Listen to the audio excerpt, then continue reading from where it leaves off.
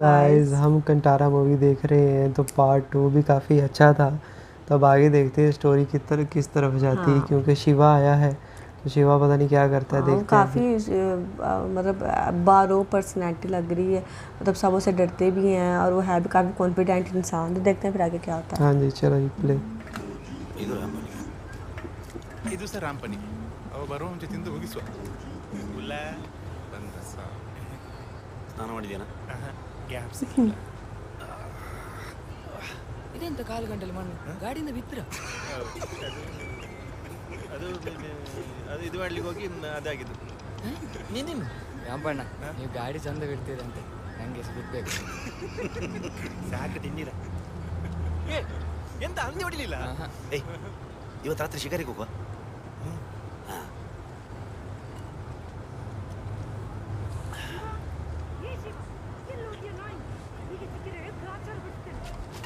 ಏ ಶಿವಣ್ಣ ಎಲ್ಲಿಗೆ ಹೊಡುದು ಶಿಕಾರಿ ರಾತ್ರಿ ಹೇಳಿದಲ್ಲ ಮತ್ತೆ ಈಗಂತೆ ಕೊಡಿದ್ದು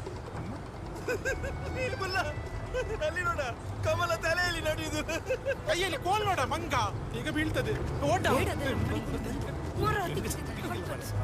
ಮರ್ಯಾದಿಲ್ದ ನಾಯಿ ಹಂದಿಯಲ್ಲಿ ಹೊಡಿಲಿಕ್ಕಿಲ್ಲ ಅಂತ ಅರ್ಥ ಆಗುದಿಲ್ಲ ನನಗೆ. ಅಡ್ಬೆ ಬುದ್ಧಿ ಮಾಡ್ಕೊಂಡು ಊರಡಿ ತಿರುಗುದೇ ಆಯ್ತು. ಹಂದಿ ಹೊಡೆದ ಯಾರು ಮಾರೆ ಕೋಳಿ ಹೊಡೆದ ಸಾವು ಥು, ಬಾಯಿ ಬಿಟ್ರೆ ಸುಳ್ಳು. ಮಾನ ಮರ್ಯಾದೆ ಎಂತ ಸಹ ಇಲ್ಲ ನನಗೆ. ಏ ಕಮಲ ಸತ್ಯ ಕೋಳಿ ಹೊಡೆದದು ಹಂದಿ ಅಲ್ಲ ನೋಡು ನೀ ಎಂತ ಮಾತಾಡ್ದ ವ್ಯಾಪಾರಿಸಿ? ನೀ ಎಂತ ಮಾತಾಡ್ದ? ಸರಿಯಾದ ವಯಸ್ಸಲ್ಲಿ ಮದುವೆ ಆಗಿದ್ರೆ ಇಷ್ಟು ದೊಡ್ಡ ಮಕ್ಕಳು ಇರ್ತಿದ್ವಿ. ಆ ಮಕ್ಕಳನ್ನು ಹೀಗೆ ಹಾಳು ಮಾಡ್ತಿದ್ಯಾ? ಇಷ್ಟು ಪ್ರಾಯ ಆದ್ರೂ ಬುದ್ಧಿ ಬರಲ್ಲ ನೋಡು ಅಡ್ಡಬ್ಬೆ. ನೀನು 13 ವರ್ಷಕ್ಕೆ ಮದುವೆ ಆದ್ರೆ ನಾನೆಂತ ಮಾಡ್ಬೇಕು ಮಾರೀತಿ? ನೀ ಎಂತಾನೆ ಕೊಡ್ದ? ನೀ ಎಂತಾನೆ ಕೊಡ್ದ? ಈ ಮುದುಕನೊಟ್ಟಿಗೆ ಸೇರಿ ಮಗು ಕೊಡ್ದ? ಅಲ್ಲ ಕಮಲ ನೀನು ತಲೆಯಲ್ಲಿ ಎಂತ ಉಂಟು? 18 ವರ್ಷ ತುಂಬಿದಷ್ಟೇ ಅಂತಾನ. 3ನೇ ಕ್ಲಾಸ್ ತನಕ ನಾವಿಬ್ರು ಒಟ್ಟಿಗೆ ಕಲ್ತದ್ದು ಗೊತ್ತುಂಟ? ಆವಾಗ್ಲೇ ನೋಡಿದ್ದೇನೆ ನೀನು ಅಡ್ಬೆ ಬುದ್ಧಿಗಳನ್ನು. ಕಮಲ ನಿನ್ಗೆಂತ ಅಮಲ ಎಂತ ಒಟ್ರಾಸಿ ಮಾತಾಡುದು? ಮುಚ್ಚ ಬಾಯಿ ನೀನು. ನೀ ಮನೆಗ್ ಬಾರ. ನೀನು ಬೊಜ್ಜ ಮಾಡ್ಲಿಕ್ಕುಂಟು. ಹೀಗೆ ಬೊಬ್ಬೆ ಹೊಡೆದು ನನ್ನ ಸ್ವರ ಹೋಗಿದ್ದು. ಭಯಂಕರ ಹೆಂಗಸು ಮಾರೆ, ಅದಕ್ಕೆಲ್ಲ ನಾನು ಶಾಲೆ ಬಿಟ್ಟದ್ದು. ಇವತ್ತು ಶಿಕಾರಿ ಬೇಡವಂತ ಮಾರೆ. ಇವತ್ತು ನಿಂಗೆ ಬೊಜ್ಜ ಮಾಡ್ಲಿಕ್ಕೆ ಉಂಟಲ್ಲ ಸಾವು. ನಿನ್ನೆ ರಾತ್ರಿ ಶಿಕಾರಿ ಮಾಡಿ ಇದ್ದೇ ಇಲ್ಲ. ಶುರುವಿಗೆ ನಿಮಗೆ ಕೊಡೋದಂತ ಸೀದಾ ಬಂದದ್ದು. ಸರ್ ಬೇಜಾರಾಗಬೇಡಿ ಸರ್, ಹಂದಿ ಒಂದು ಸ್ವಲ್ಪ ಸಣ್ಣದುಂಟು. ಬರುವ ಸಲ ಒಂದು ಒಳ್ಳೆ ಶಿಕಾರಿ ಮಾಡ್ತೇವೆ ಸರ್. ದೊಡ್ಡದಾಗ್ಲಿ ಚಿಕ್ಕದಾಗ್ಲಿ ಪಿಕ್ ಖಾತೆ ಜಾಗದ ಕಾಲೊಂದು ಕೊಡೋದು ನಮ್ಮ ಧರ್ಮ ಅಲ್ಲ ಸರ್. ಅದೇ ಅದೇ ಡಿಯಪ್ಪ ಬಂದು ನಮಸ್ತೆ ಸರ್. ಏನ್ರಿ ರಘು, ಆರಾಮಾಗಿದ್ದೀರಾ? ಆರಾಮ್ ಸರ್. ಏನ್ರಿ ಸೌಂಡು? ರಿಪೇರಿ ನಡೆಸಿದೆ ಸರ್. ಶಿಕಾರಿ ಮಾಡ್ತೀಯ? ಶಿಕಾರಿ ಮಾಡ್ತೀಯ? ಶಿಕಾರಿ ಮಾಡ್ತೀನಿ ನೀವು? ಹೊರಡಿ.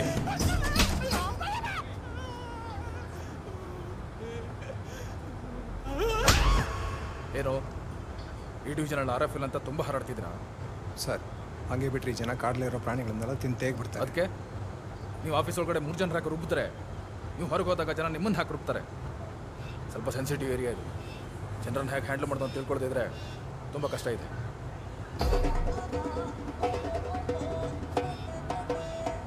ಇವತ್ತು ನಾನು ಮಾಂಸ ತಿನ್ನಲ್ಲ, ಗುರುವಾರ ಹೋಗಿ. ಅದೆಷ್ಟು ಸರ್ವೆ ಕಲ್ಗಳು ಚಿಟ್ಕೊಂಡಿದ್ದಾರೆ ನೋಡ್ರಿ. ಆದಷ್ಟು ಬೇಗ ಸರ್ವೆ ಮುಗಿಸಿ ರಿಪೋರ್ಟ್ ಕೊಡಬೇಕು. ಕಾಡು ಬಿಟ್ಬಿಟ್ರೆ 3 ಊರು ಬಾಕಿ ಇರುತ್ತೆ. ಓಯ್ ಯಾರದು? ಬಾಯ್ಲೆ ಏನದಲ್ಲ टकला ಇದೆಲ್ಲ ಏನು ಅಂತ ಕೇಳ್ದೆ. ಬಿಜಿಕ್ರೆ ಸೊಪ್ಪು ನನಗೂ ಗೊತ್ತು. ರಿಸರ್ವ್ ಫಾರೆಸ್ಟ್ ಇಂದ ಇದೆಲ್ಲ ತಗೊಂಡು ಹೋಗ್ತಾ ಇದೀರಲ್ಲ, ಪರ್ಮಿಷನ್ ಇದೆಯಾ? ಎಂತಕ್ಕೆ? ಪ್ರತಿ ವರ್ಷ ಕೋಲಕ್ಕೆ ನಾವು ಕಾಡಿಂದನೇ ತರುದಲ್ಲ. ನಿಮ್ಗೆ ಬೇಕಾದಾಗೆಲ್ಲ ಮರ ಕಡ್ಕೊಂಡು ಹೋಗೋದು ತಪ್ಪು ಅಂತ ಗೊತ್ತಿಲ್ಲ? ಏ ಇವತ್ತೊಂದು 3-4 ಹಂದಿ ಹೊಡಿಯೋ ಬೇಡ ಮಾರ, ಸಾಕು. ಆ ಪರಪದ ಉಂಟಷ್ಟು ದೂರ. ಬನ್ನಿ ಉಲಾನ. ಏ ಹೋಗೋಣ, ನಿನ್ನ ಕೊಬ್ಬು ಸ್ವಲ್ಪ ಕರಗಲಿ. ಫಾರೆಸ್ಟ್ ಆಫೀಸರ್ ಎಲ್ಲ ಚುಟ್ಟು ನನ್ನೆಲ್ಲ ತಗೊಂಡು ಆಚೆಂದು ಎಂತ ಕೇಳೋ. ಇನ್ಮೇಲೆ ಈ ಕಾಡಲ್ಲಿ ಏನೇ ಮಾಡಬೇಕು ಅಂದ್ರೂ ನಾನು ಪರ್ಮಿಷನ್ ತಗೋಬೇಕು. ಎಂತ ಎಂತ ವಸ್ನಾಗ ಪಂಚಾಯತಿ ಈ ಶಿವ, ಕಾಡಿಂದ ಎಂತ ತರಬೇಕಾದ್ರೂ ಈ ಜನದ್ದು ಪರ್ಮಿಷನ್ ಬೇಕಂತೆ. ಹೌದಾ? ಪರ್ಮಿಷನ್ ತಗೊಳ್ಬೇಕಾ? ಪರ್ಮಿಷನ್ ಇಲ್ಲದೆ ಹೋದ್ರೆ ಸರ್ಕಾರ ಬಿಡ್ಬೇಕಲ್ಲ. ಸಾವು ಮರೆ, ನೀವು ನಿಮ್ಮ ಸರ್ಕಾರ ಬರಲಿಕ್ಕಿಂತ ಮುಂಚೆ ನಾವಿದ್ದದಿಲ್ಲಿ. ಹಾಗೆ ನೋಡಿದ್ರೆ ನೀವು ನಮ್ಮ ಹತ್ರ ಪರ್ಮಿಷನ್ ತೊಗೊಳ್ಬೇಕು. ತೊಗೊಂಡಿದ್ದೀರ? ಹಾಂ ತೊಗೊಂಡಿದ್ದೀರ? ಇಲ್ಲ ಪರ್ಮಿಷನ್ ಇಲ್ಲ ಎಂತ ಬೇಡ ವಸ್ನಾಗ. ನೀವು ಹೊರಡಿ ಹೊರಡಿ ನೀವು ಹೊರಡಿ ಮಾರೆ. ಬಿಸಿಲಲ್ಲಿ ಎಂತ ವಿಷಯ? ನಿಮ್ಮನ್ನೆಲ್ಲ ಫಾರೆಸ್ಟಲ್ಲಿ ಓಡಲಿ ಬಿಟ್ಟಿದೆ ಹೆಚ್ಚು. ಏ ಇಲ್ಲಿ ಪರಪದ ಎಲ್ಲಿ ಬರ್ತದೆ? ಗೊತ್ತಿಲ್ವಾ? ಅವರು ಸಹ ಅದೇ ಹುಡುಕುದಾ? ಹೌದಾ? ಹುಡುಕಿ ಹುಡುಕಿ. ಹುಡುಕಿ ನೀವು ಹುಡುಕಿ ಸಿಕ್ಕಿದ್ರೆ ಹೇಳಿ ಆಯ್ತಾ.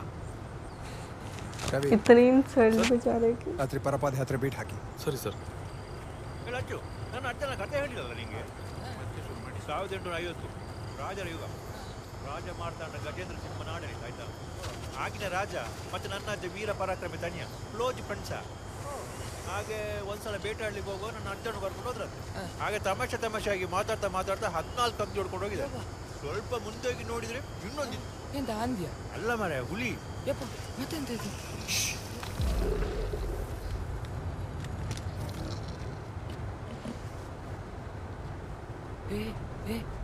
ಎಂತ ನಂಗೆಂತ ಕಾಣಿಸ್ಲಿಲ್ಲ ಮಾರೆ, ನಿಂಗೇನಾದ್ರೂ ಖಂಡಿತಾನ? ನನಗೆ ಹುಲಿ ಬಿಟ್ರೆ ಬೇರೆ ಅಂತ ಕಾಣೋದಿಲ್ಲ.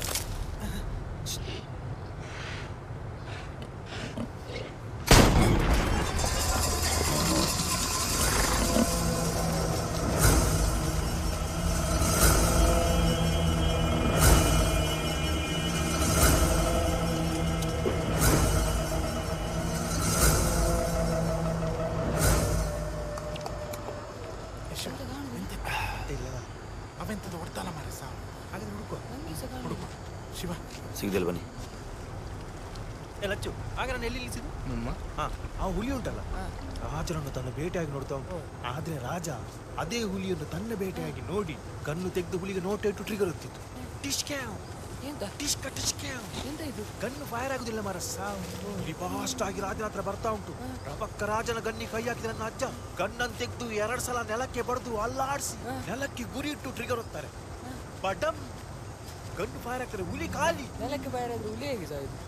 ಗುಂಡು ನೆಲಕ್ಕೆ ಬಡದೆ ಪಿಚ್ಚಾಗಿ ಹುಲಿಗೆ ಬಿದ್ದದ್ದ. ಹುಲಿ ಸ್ಪಾಟ್. ಕಣ್ಣು ಮಾರೆ. ಅದೇ ಗಣ್ಣು ರಾಜ ನನ್ನ ಅಜ್ಜನಿಗೆ ರಾಜ್ಯಸಭೆಯಲ್ಲಿ ಉಡುಗೊರೆಯಾಗಿ ಕೊಟ್ಟದ್ದು, ಗೊತ್ತಾಯ್ತಾ?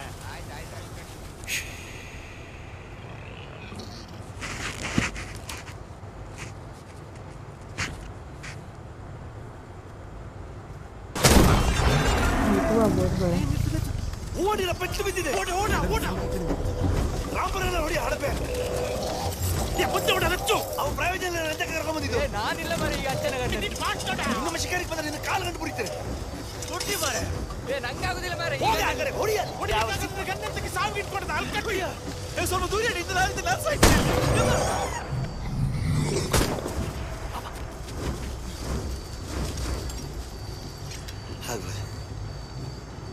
ಯಾ ಬರ್ಸಿ ಅಂತಿ ಮತ್ತೆ ಹೇಳಿಲ್ಲ ಬಿತ್ತಲ್ಲ. ಅಜ್ಜನ ಗಂಡ ಸಿಕ್ಕಿದ್ರೆ ಮಾಂಸವೇ ದೊಡ್ಡ ಉಂಟಲ್ಲ. ಇಷ್ಟು ದೊಡ್ಡ ಅಂದಿ ಮಾರೆ, ಮುಳ್ಳನ ಕುಟುಂಬ ಅಂತ. ಇನ್ನು ನೋಡಿಯಾ? ಹುಚ್ಚು ಕಟ್ಟಬೇಡ ಮಾರ. ಸಾವು ನಿನ್ನಷ್ಟು ತನ ನಮ್ಗಿಲ್ಲ. ಒಂದೇ ಸಾವು, ಹಿಂದೆ ಹೋಗುವ. ಇಷ್ಟೇ ದಮ್ಮ ಮರೆ ನಿನ್ನ ಸಾವು. ಕಟ್ ಹೊಡು. ಶಿವ, ಆಗ ಹಂದಿ ಇದೇ ಜಾಗದಲ್ಲಿ ಹೊಡೆದಲ್ಲ ನೀನು?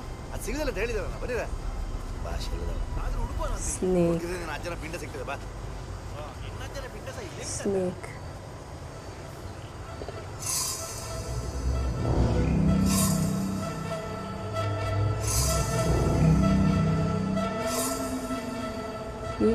ಹಂದಿ ಹೊಡೆದ ಅಮ್ಮನಿಗೆ ಗೊತ್ತಾದ್ರೆ ಗ್ಯಾರಂಟಿ ಹೊಡಿತಾಳೆ.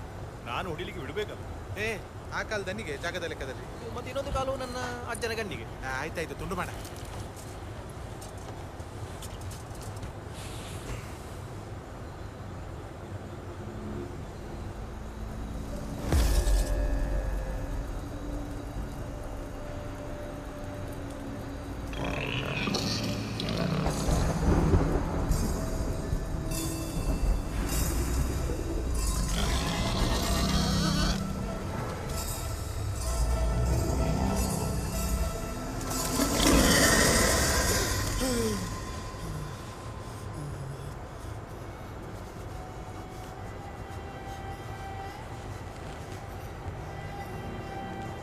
ಊಟ ಆಯ್ತಾನ?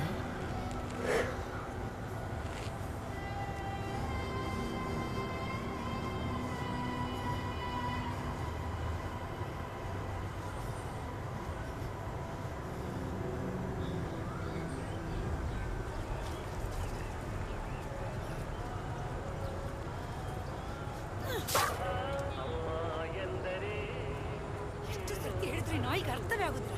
ಕೊಂದು ತೆಗಿತೇನೆ ನಾನು. ಮತ್ತೆ ಶಿಕಾರಿಗೆ ಬಂದೆ ನೀನು? ಮತ್ತೆ ಶಿಕಾರಿಗೆ ಬಂದೆ ನೀನು?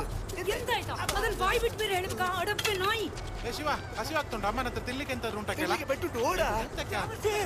ಬನ್ನಿರ ಕಮಲ, ನನಗೆ ಮರ್ಯಾದೆ ಕೊಡ್ತೀಯಲ್ಲ ನನ್ನ ಮಾತುಗಳಿಗೆ. ಜೋರ್ ಪೆಟ್ಟು ಬಿತ್ತನಾ? ಹಾಗೇನಿಲ್ಲಪ್ಪ, ಅವನಿಗೆ ತಿಂತ ಅಭ್ಯಾಸ ಉಂಟಾ? ಏ ಶಿವ, ರಾತ್ರಿ ಎಲ್ಲಿಗೆ ಹೋದದ? ಅದು ಅಮ್ಮ ಒಬ್ಬರೇ ಇದ್ದದಲ್ಲ ಮನೆಯಲ್ಲಿ, ಅವ್ರಿಗೆ ಹೆದರಿಕೆ ಆಗ್ತದೆ ಅಂತ ಹೋಗಿ ಮಲಗಿದ್ದು. ಅಲ್ಲ ಅಷ್ಟು ಮಾಡಿ ಸಹ ಹೆಂಗಸಿ ಕರುಣಿಲ್ಲಲ್ಲ ಮಾರೆ. ನಿಲ್ಲಿ ಸಹ, ನಾನು ಇಲ್ಲಿ ಮಾಧವಚರ್ಲಿ ಹೋಗ್ಲಿ. ಮಾಧವಣ್ಣ ನಮಸ್ಕಾರ. ಎಂಚೋಲರ್ ನೀವು ಹೋಗಿರಿ, ನಾನೊಂದು ಬೆನ್ ತೋರಿಸಿ ಬರ್ತೇನೆ, ಗನ್ ತೋರಿಸಿ ಬರ್ತೇನೆ.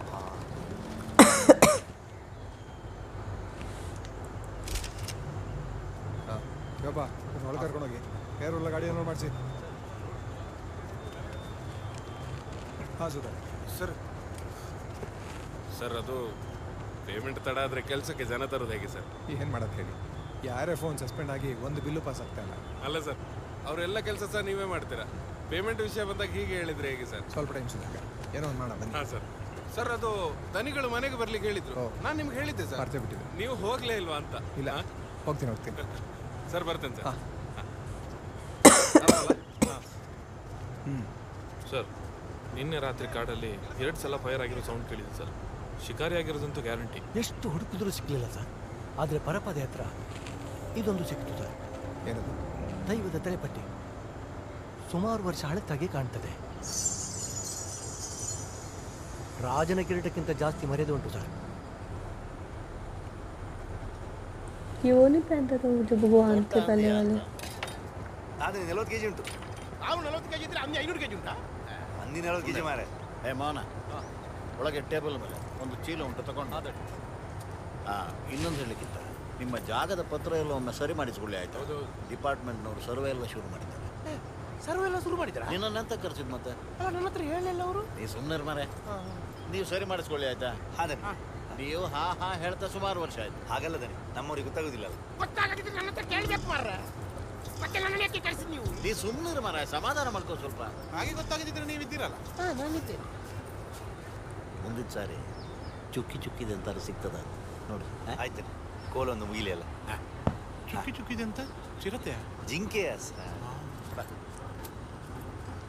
ತಗೊಳ್ಳ ಮೊದಲು. ವೆಂಕಟರಮಣ ಬಾ. लो जी, इसमें तो इन्होंने शिकार किया है, तो मुझे बस ये लग रहा है कि हो सकता है किसी गलत कोई गोली न लगी हो, जो आगे को मसला बन सके, या उसके ख्वाब में भी एक सुअर आया था, पता नहीं वो कौन था, ये क्या था। तो वैसे ऐसे होना नहीं चाहिए। तो क्या पता वो उनका भगवान ही कुछ ऐसे बन के फिर रहा हो, उसको कुछ लग गया हो। तो ये देखने और सोचने वाली बात है, लेकिन आगे चलेगा पता स्टोरी का। तो ये पार्ट तो काफ़ी अच्छा था। हाँ, मुझे भी पार्ट अच्छा लगा। मतलब सारे का सारा इसी में गुजर गया कि वो हंटिंग कर रहे हैं और पिग जो है वो बड़े शौक से उसका शिकार हो रहा है, लेकिन मुझे समझ नहीं आ रही क्यों मतलब पिग खा रहे हैं। लेकिन अपना और होता है, कल्चर भी होता है और लोग खाते हैं, तो लेकिन मुझे लगता है कि जब वो शिकार कर रहे थे और जो पहली गोली उन्होंने चलाई थी ना, जो उनको लगा था कि किसी को नहीं लगी, ऐसे ही था, तो वो किसी को लगी है और वो किसी जेन्युइन बंदे को लगा, मतलब वो कोई अच्छा नॉर्मल बात नहीं होने वाली। आगे जाके उनके शायद कोई प्रॉब्लम हो, क्योंकि उनके सपने में भी आया है और तो कुछ भी हो सकता है। तो वो जो उनको ऐसे क्राउन टाइप कुछ मिला है, वो भी हमने पहले जो देखा था फर्स्ट पार्ट में, जो भगवान आते हैं वो ऐसा कुछ पहनते हैं, उनको देख के मुझे वो याद आ गया। तो देखते हैं वो क्या रिलेटेबल है उसके साथ, लेकिन अच्छा था पार्ट। हाँ जी, आपको चलो लाइक करें, मिलते हैं रिएक्शन होने इजाज़त, बाय।